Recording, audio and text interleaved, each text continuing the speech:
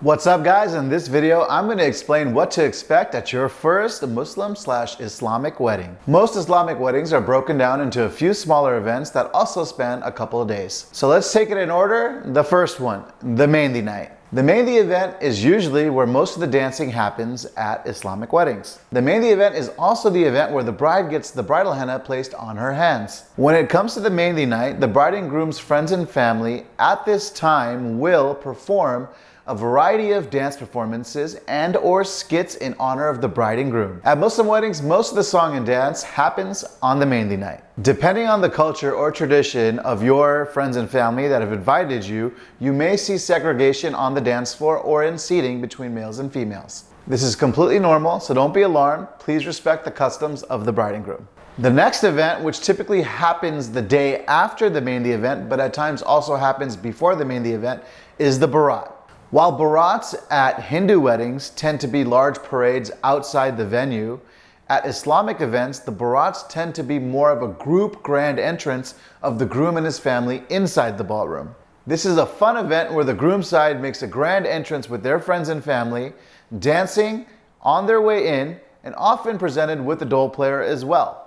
This is their way of presenting or being welcomed into the bride side of the family. Think of the Baraat as a groom entrance with his groomsmen, but the groomsmen is everyone from the groom's family. The next formal event is the Nikah, which is also known as the wedding ceremony. At times, at the beginning part of the Nikah ceremony, the bride will be segregated from the groom's side of the family during the Nikah ceremony. So in essence, this may take place at two separate places at the same venue.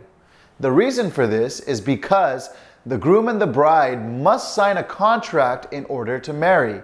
And oftentimes the groom must present a mar, which is a gift to the bride that should be compelling enough to get her to agree to get married. The mar, which is the gift that the groom must present to the bride during the signing of the contract, is often considered very similar to the Western tradition of a groom spending 3 months' salary on an engagement ring. It's basically a show of faith and devotion and saying, hey, I'm in this for the long haul. So after the Nikah, whether it be on a separate day or following the Nikah on the same day, we're headed into the wedding reception or dinner banquet, also known as the Walima. Some frequently asked questions for Muslim weddings are typically, 1, what to wear? For guys, kurtas, sherwanis, or Western formal attire, and for ladies, lengas or formal conservative Western wear. Secondly, can you drink at a Muslim wedding? Oftentimes, most Islamic weddings do not have alcohol present at their event. However, this is once again based on the traditions of the bride and groom that have invited you. So please respect their culture.